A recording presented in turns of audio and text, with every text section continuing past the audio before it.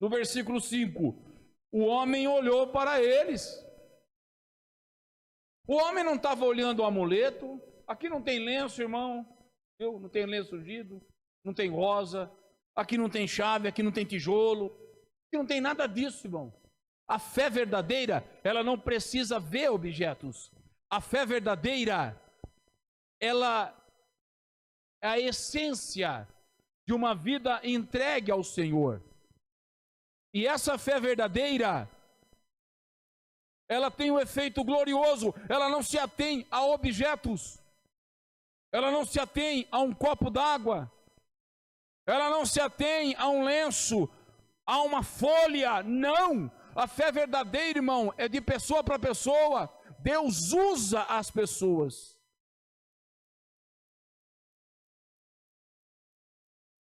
Nessa fé, irmãos, é que os dois estavam, e esse homem, no versículo 5, e olhou para eles, esperando o quê?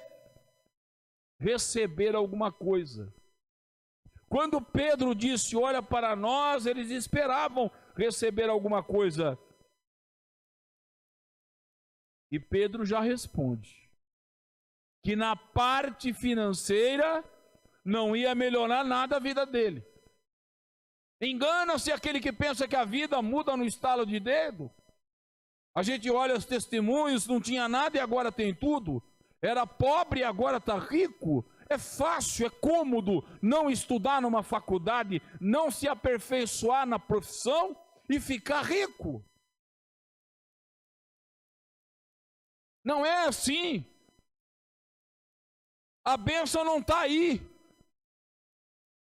A bênção está que Deus os abençoe, irmão. Deus tem dado sabedoria, Deus tem dado saúde, Deus tem dado vigor, Deus tem dado força, e com isso você conquista. E com isso você adquire.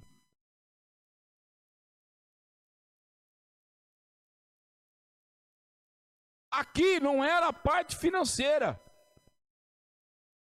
Aqui não era prosperidade. Aqueles dois homens subiam para orar e oferecer ao Senhor a vida deles. Eles se consagravam, eles se separavam.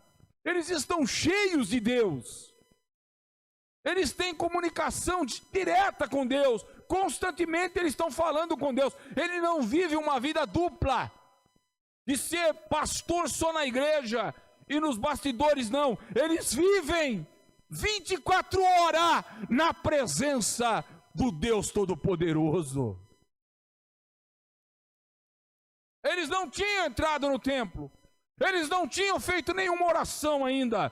Eles não estavam no meio de uma campanha. Eles estavam cheios da graça de Deus.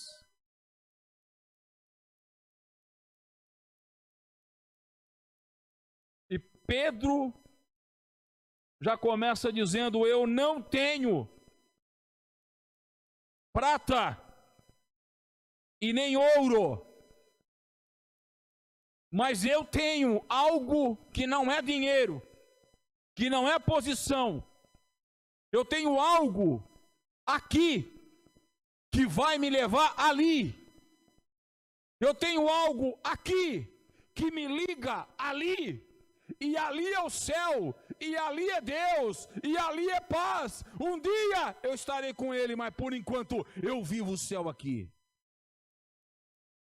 Eu não tenho prata, eu não tenho ouro, mas o que eu tenho, isso eu tenho,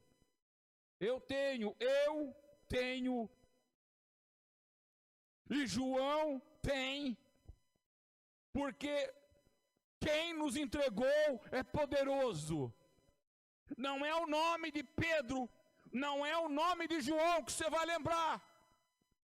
Nós vamos falar um nome para você, e esse nome você não vai esquecer mais, porque esse dia, essa hora, Deus muda a tua história, Deus muda a tua vida, Deus muda a tua condição social, espiritual.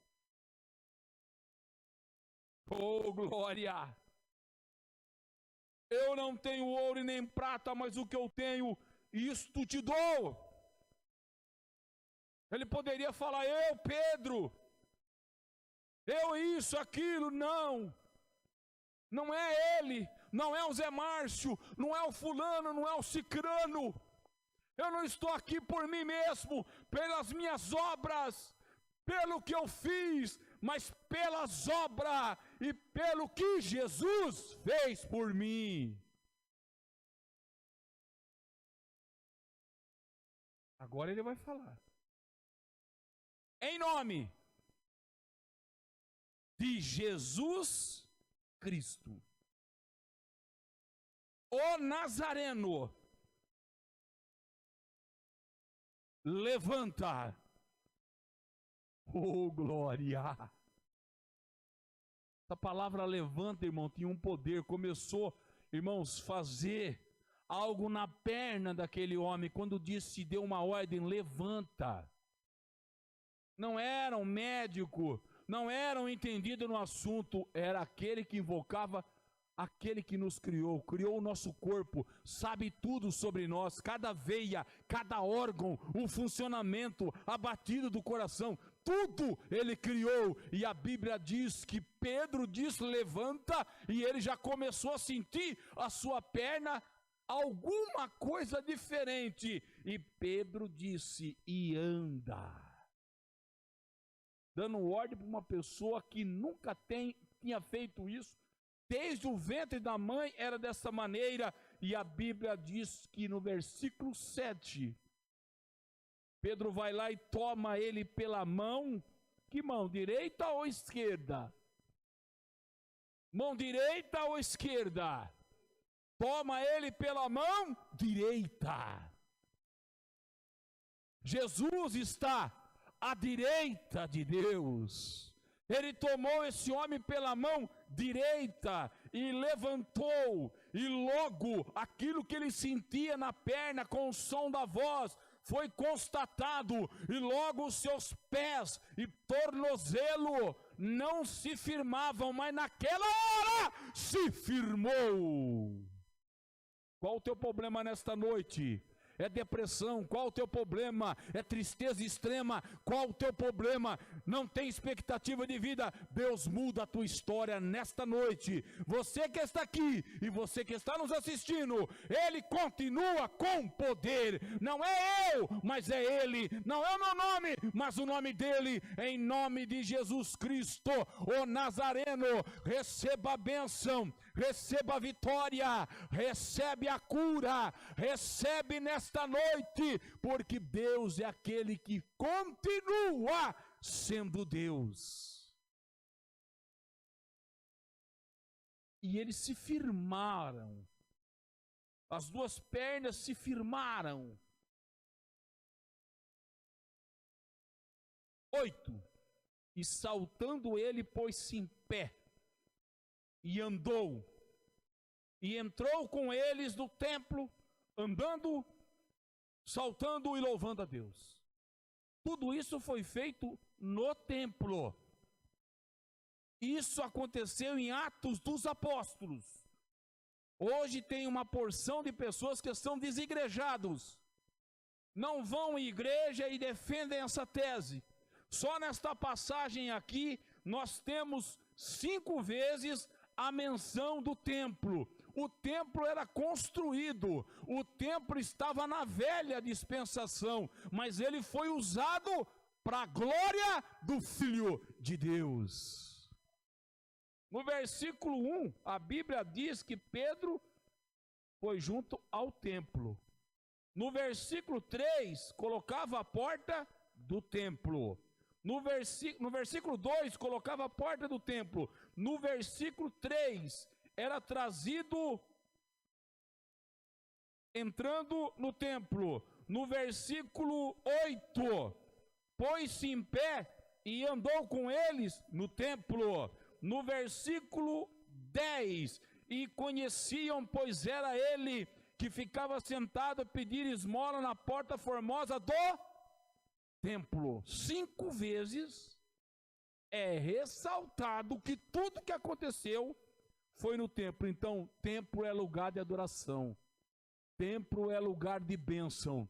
Templo é lugar de ajuntamento e dedicação ao Senhor.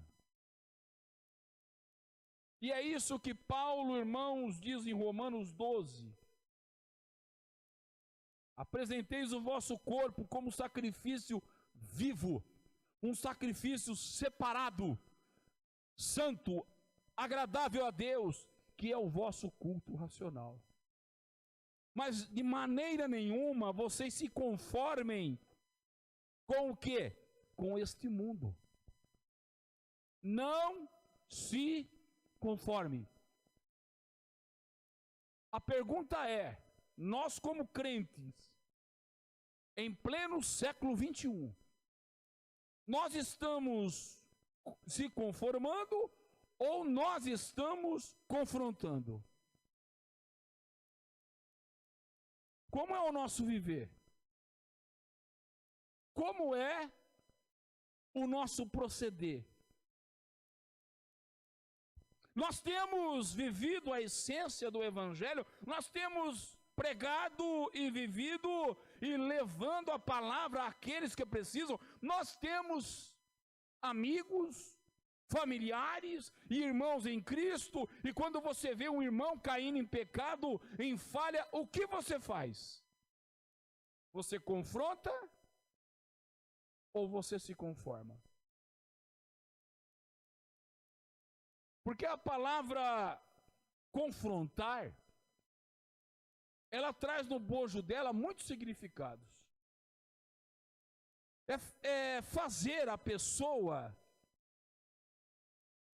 olhar de forma sincera a situação dele. É fazer, irmãos, uma fronteira. É dividir o mesmo limite e estabelecer a norma que Deus deixou para nós. É ter uma conversa com a pessoa que você ama, uma conversa franca e sincera. Isso é confronto.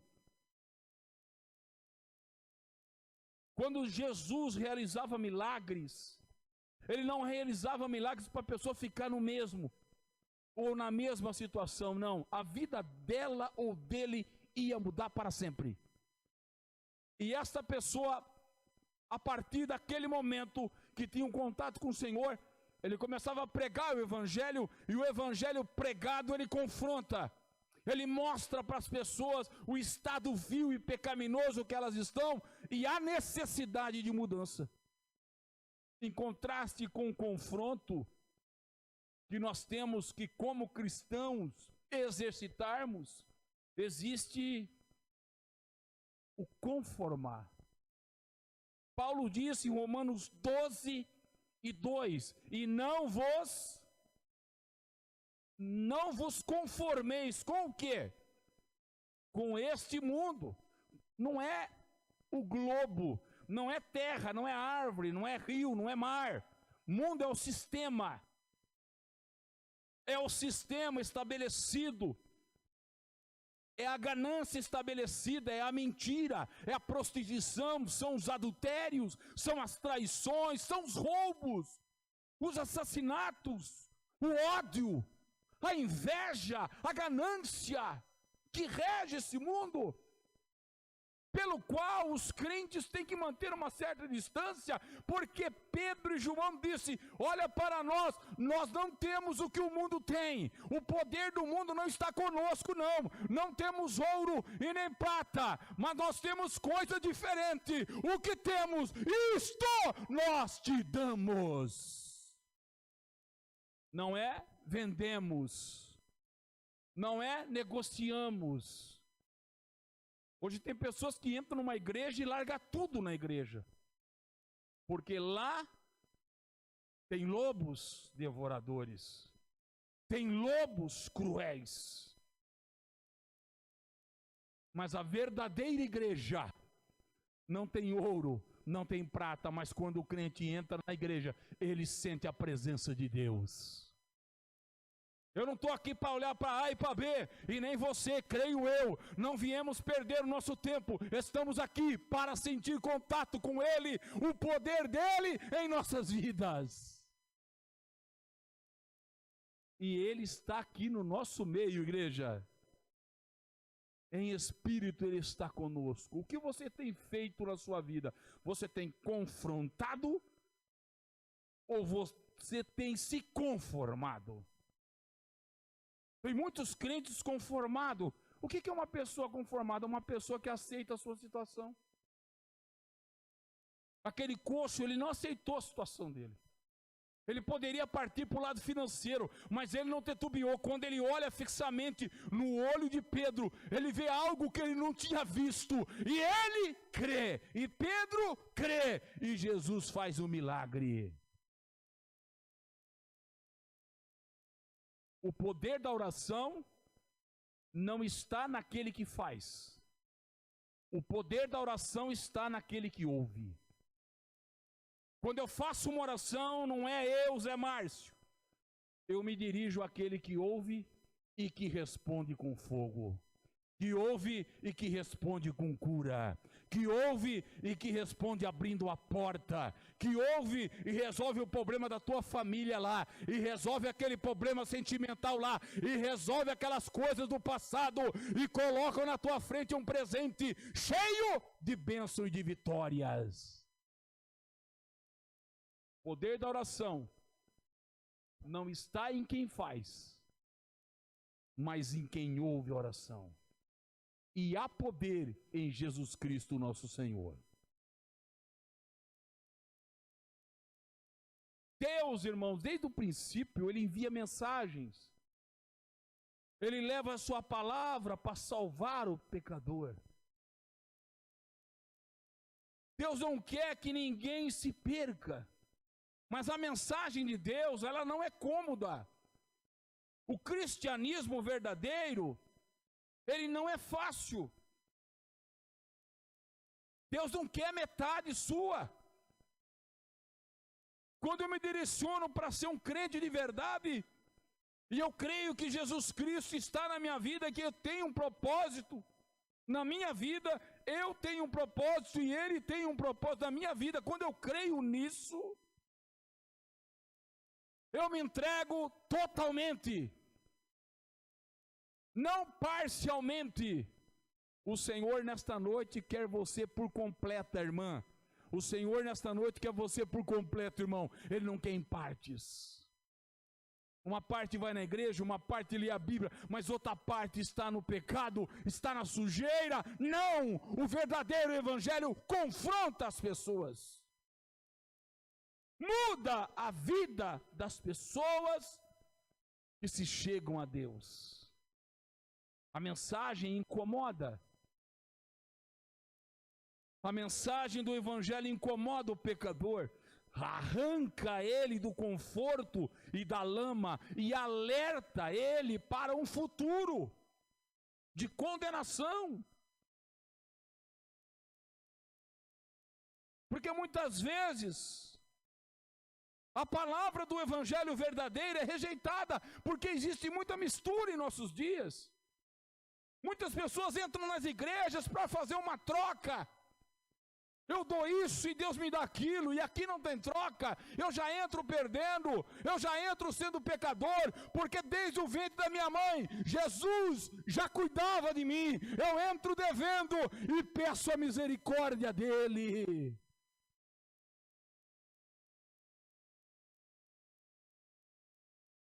E nós temos que entender isso, que o verdadeiro evangelho, ele vem para mudar a história, ele vem para mudar as vidas, ele vem para mudar os corações,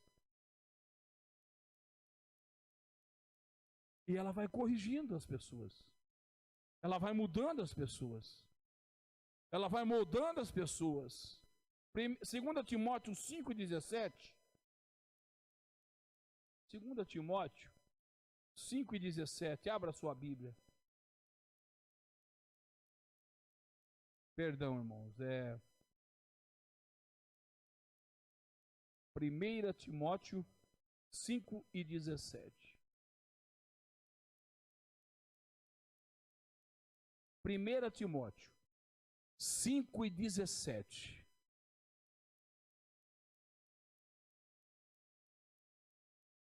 A palavra do Evangelho, ela não deixa ninguém acomodado. Pode ser de obreiro a membro. Todos nós podemos na caminhada errarmos, falharmos. Mas o apóstolo Paulo diz que a nossa vida constante não era de conformismo. E não vos conformeis com o mundo. Mas faça o quê? Não vos conformeis com o mundo, mas transformai-vos pela renovação da vossa mente. 1 Timóteo 5:17. Os presbíteros que governem bem sejam estimados por dignos de duplicada honra, principalmente os que trabalham o quê? Na palavra e na doutrina. Porque diz a Escritura: não ligarás a boca do boi que debulha, e digno é o obreiro do seu salário. 19. Não aceite acusação contra um presbítero, senão com 2 ou 3 testemunhas. Agora vem a parte de confronto. De não ter comodidade com o pecado. E aos que pecarem, como que tem que ser a repreensão deles? É num quarto? É num local velado? Não. Homens de Deus, mulheres de Deus, devam ter uma vida de verdade. E a Bíblia diz aqui: aos que pecarem, repreendo-os na presença. Mas por que que tem que ser assim? Para que também os outros tenham temor. Não é para de dentro da igreja se conformar e deixar a coisa desandar. Não. Deva haver a segurança num Deus que tudo pode, num Deus que é maravilhoso, para nos ajudar através do confronto, a sair do pecado, e não nos conformarmos e ficarmos numa vida miserável, sem sentir a presença de Deus. Eu entrei aqui nesta noite para sentir a presença de Jesus. Se estivesse em pecado, se estivesse numa falha, não sentiria. Eu estaria mentindo para mim e para os outros. E Deus não quer isso. Aleluia! E conhecereis a verdade, e a verdade vos libertará. Não é brincadeira não, irmão. Não é trazer escândalo não. 1 Coríntios capítulo 5. Versículo 1.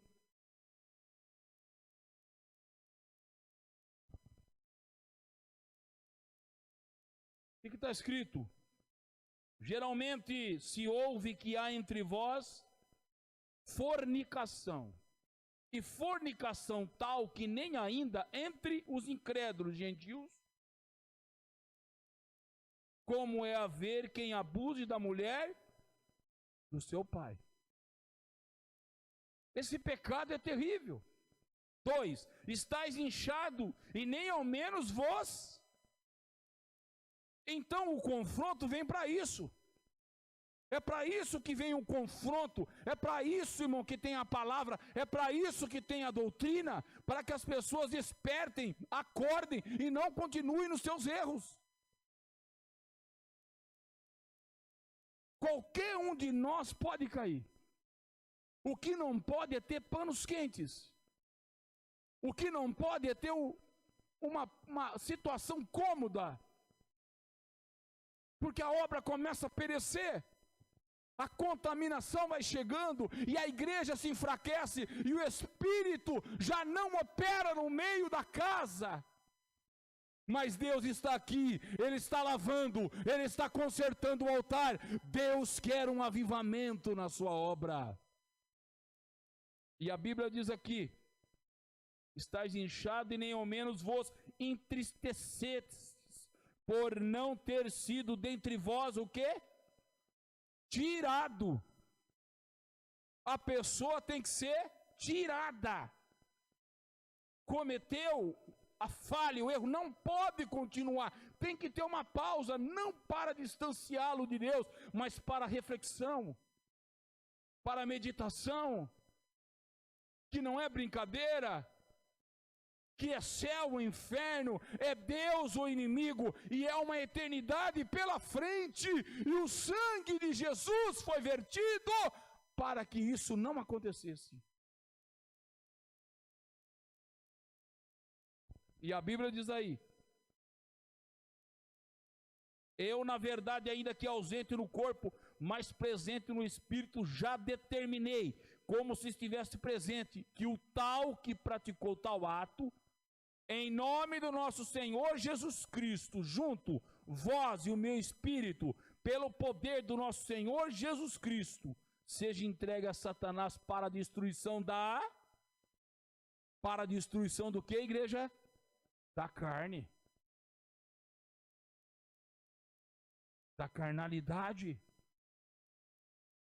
do pecado escondido, para que o espírito seja salvo em que dia? No dia do Senhor.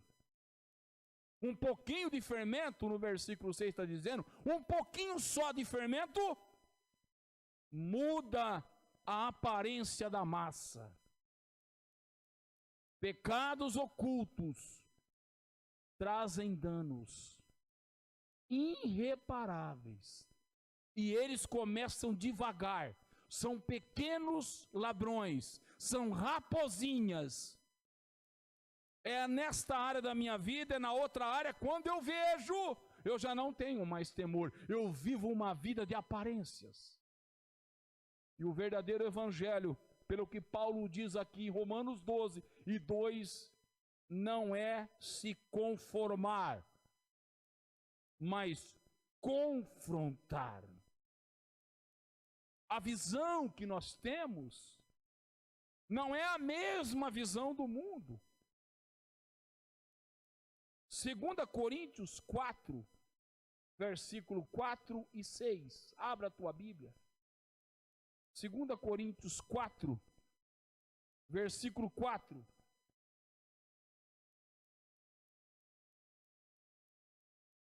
Segunda Coríntios 4, versículo 4 e 6. Nos quais o Deus em minúsculo, não é o nosso Deus poderoso, nos quais o Deus da onde? Desse século, desse sistema, cegou os entendimentos dos incrédulos, para que de forma nenhuma resplandeça o quê? A luz chega, irmão, ela mostra todo o pecado, toda a falha, todo o erro. E Deus não quer, irmão, fulminar ninguém, não. Deus quer sinceridade. Pecou, irmão, confessa e deixa.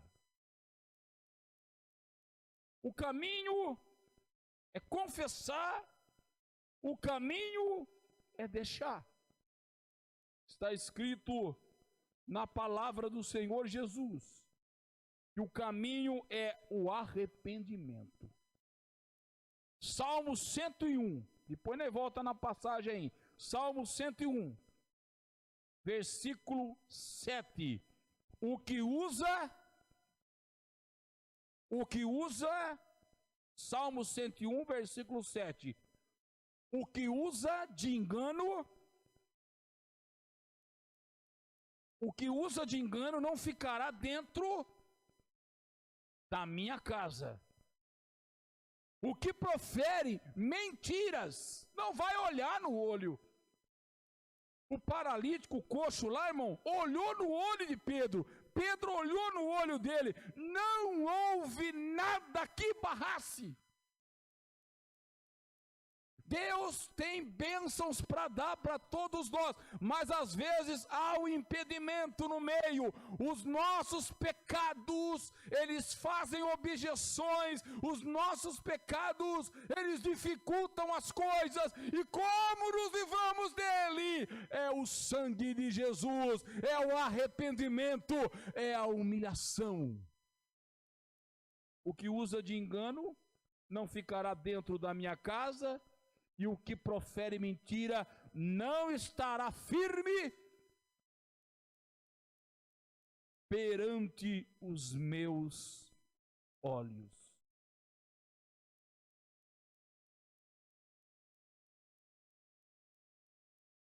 O Deus desse século, ele faz coisas terríveis com os incrédulos. E a luz tão intensa do Evangelho que entra, mostrando onde estamos falhos, e nós vamos melhorando, irmão. Aqui ninguém é perfeito. Perfeição está no céu. Mas isso não me dá vantagem de pecar deliberadamente. Eu tenho que viver uma vida de separação e de santidade diante de um Deus que é santo. Tenho que vencer a minha carne e os seus desejos. Eu tenho que vencer, irmão, ir na contramão do sistema do mundo. O mundo está dizendo uma coisa, mas eu não vou por aí, eu vou pela palavra. O Deus desse século cegou os entendimentos. As pessoas sempre, pelo entendimento, pendem para o lado da treva, da escuridão, da incompreensão, dos atalhos, para que não lhe resplandeça a luz do Evangelho da glória de Cristo, que é a imagem de Deus. Versículo 5: porque não nos pregamos a quem? A nós mesmos. O verdadeiro Evangelho não exalta o homem, não fala dos feitos do homem. O verdadeiro Evangelho exalta aquele que é o dono do Evangelho, o autor e consumador da nossa salvação, Jesus Cristo. Porque nós não pregamos a nós mesmos, mas a Cristo Jesus, o Senhor. E nós mesmos somos vossos servos, por amor de Jesus, porque Deus que disse que das trevas resplandecesse a luz, e é quem resplandeceu em nossos corações para a iluminação do conhecimento da glória de Deus na face de Jesus Cristo. Mas todo esse tesouro, versículo 7, toda essa graça, toda essa bênção foi colocado em vaso de barro. Eis aqui um vaso de barro pregando. Eu vejo um monte de vaso de barro sentado nos bancos. Glória a Deus por sermos vaso de barro que passou pela mão do oleiro e pelo fogo da prova. Somos vasos de barro, para que a excelência do poder seja de quem? Seja de Deus e não de nós.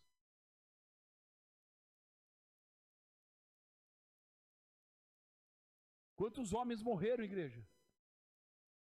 Quantos foram cerrados? Quantos foram queimados? E por que tantos homens sofreram, igreja? Por que, irmão, que Isaías, ele teve que andar nu? O povo precisava ter uma visão do que eles estavam fazendo. Isaías capítulo 20. Abra sua Bíblia aí. Isaías capítulo 20. versículo 1. E no ano em que veio Tartã a Asdode, enviando Zargão, rei da Síria, e guerreou contra Asdode e a tomou. Falou o Senhor pelo mesmo tempo, pelo ministério de Isaías, filho de Amós, dizendo: vai, solta o cilício dos teus lombos, descalça o sapato dos teus pés, e assim o fez, indo nu e descalço. Então disse o Senhor: assim como o meu servo Isaías, isso não foi um dia, não foi uma semana, isso aí não foi um mês. Deus queria ter um contato visual com aquelas pessoas que estavam fora da lei, fora do plano que ele tinha. E para isso ele usa um homem de Deus. E diz aí: assim como Isaías andou quanto tempo? 3 anos. Ele andou nu e descalço, por sinal e prodígio sobre o Egito e sobre a Etiópia. Assim o rei da Síria levará em cativeiro os presos do Egito e os exilados da Etiópia, tanto moço como velhos. De que jeito? Nus e descalço. E com o quê? Com as nádegas descobertas. Para que isso aí? Vergonha. Isso é confronto. Homens de Deus não veio massagear ego. Homem de Deus e mulher de Deus não fica massageando o ego, não, irmão. Você tem que pregar o que Deus mandou você pregar. Se tiver que ser confronto, vai ser confronto. Mas Deus está melhorando, Deus está curando, Deus está restaurando, Deus está santificando a sua igreja para levar para o céu. Tantos homens, irmãos, que passaram pela terra muito melhor do que eu e do que você. Eles foram mortos, rejeitados, humilhados, porque pregavam o verdadeiro evangelho de confronto e não de conformidade com o mundo. Nós temos que despertar para esses detalhes, igreja. É tempo de acordarmos. É tempo de vivermos uma vida para Deus de verdade. Irmão, viva a verdade. É uma coisa gloriosa, tranquila, você colocar a cabeça no travesseiro e repousar sem a tua consciência te acusar. Hebreus capítulo 11. Na galeria dos heróis da fé. Hebreus capítulo 11.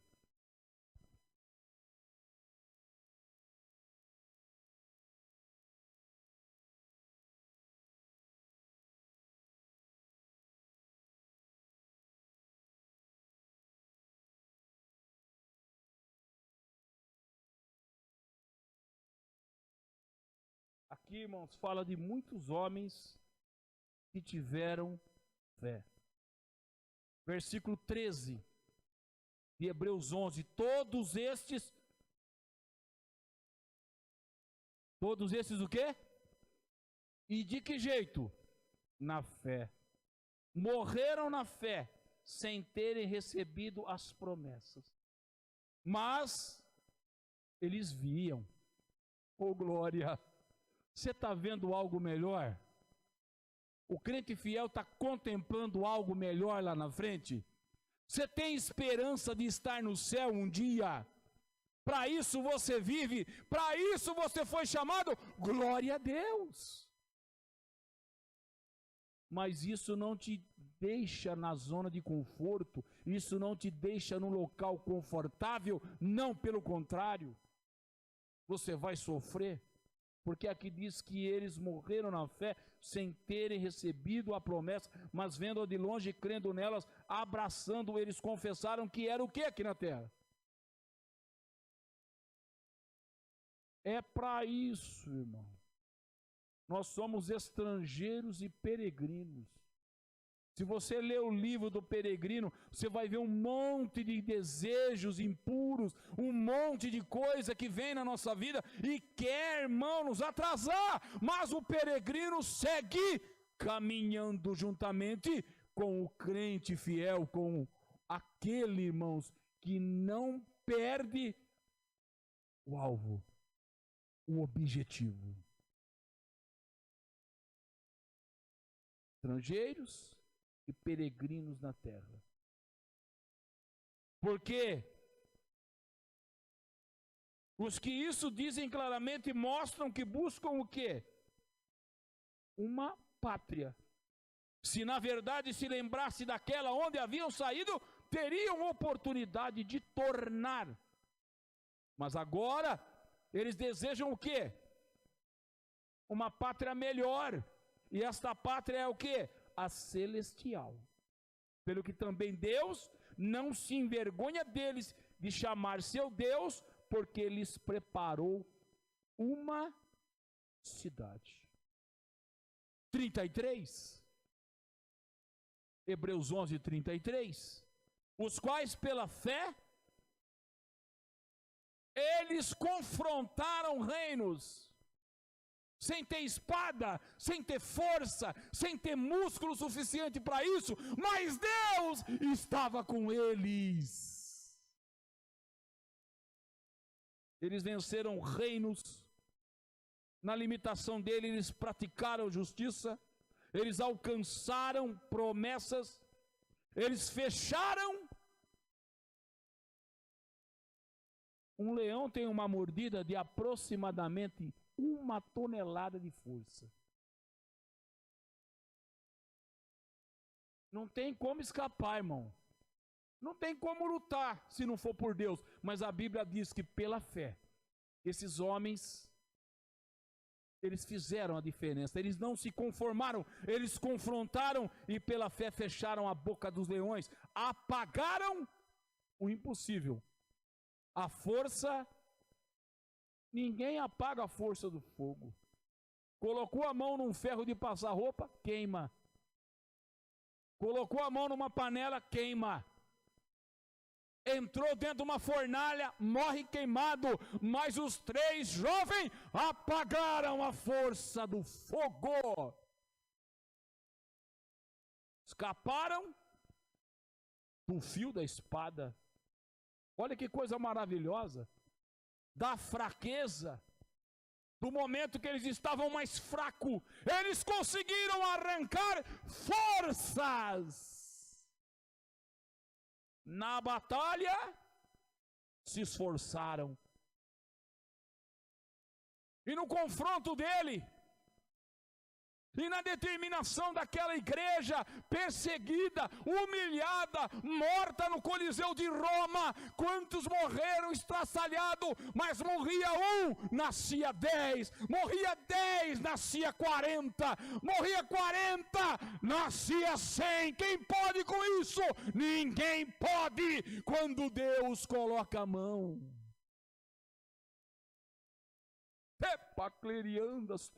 Deus renova a tua força nesta noite. Deus te levanta nesta noite.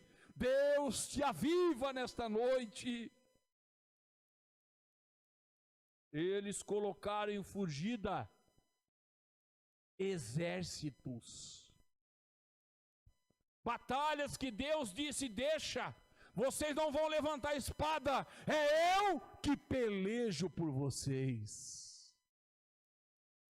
As mulheres, elas receberam pela ressurreição os seus mortos. Uns foram torturados, porque confrontavam, irmão. Confrontar, irmão, é luta, é guerra, é perder, é dividir. Confrontar é isso, mas Deus me chamou e te chamou, não para ser o popular, não para ser o top, mas para ser servo usado nas suas mãos. Foram torturados, não aceitando o seu livramento, estavam determinados, tinham foco, tinham esperança para alcançarem o quê? Uma melhor ressurreição. Os outros, por confrontarem, experimentaram escárnios, experimentaram açoites, cadeias e prisões. 37, foram apedrejados. Isaías foi cerrado, irmão, penduraram Isaías pelas pernas, com as duas pernas, e colocaram um serrote no meio, e ele foi cerrado vivo, mas contemplando o céu, morrendo aqui e sendo recebido ali. Cerrados, tentados, mortos ao fio da espada, andaram de uma maneira que nem roupa tinham para vestir, eles vestiam peles de ovelhas, de cabra, eram desamparados, eram aflitos e maltratados. Homens dos quais o mundo não tinha dignidade para receber eles, mas eles não retrocederam, eles confrontaram e deram as suas vidas errantes pelos desertos e montes, pelas covas e cavernas da terra, sem casa, sem lar, sem um ponto fixo, mas olhando para o céu.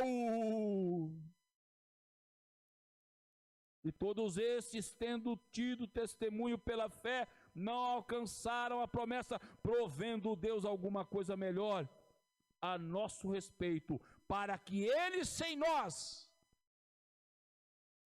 Fica de pé nesse momento, irmãos. Você vai se conformar? Ou você vai confrontar? Qual que é a tua posição? De confronto ou de conformismo? E não vos conformeis com esse mundo, mas transformai-vos pela renovação do vosso entendimento, para que vocês experimentem qual seja a boa, agradável e perfeita vontade de Deus. Pai Santo e Poderoso, eu te agradeço pela tua palavra. Faz a tua obra na igreja, Pai. Não deixa nós acomodados, mas que possamos meditar na tua palavra, viver a tua palavra e levar esta palavra adiante, Senhor, pregar a tua palavra, alertar, Senhor, exortar aqueles que precisam para a tua glória. Amém, Jesus.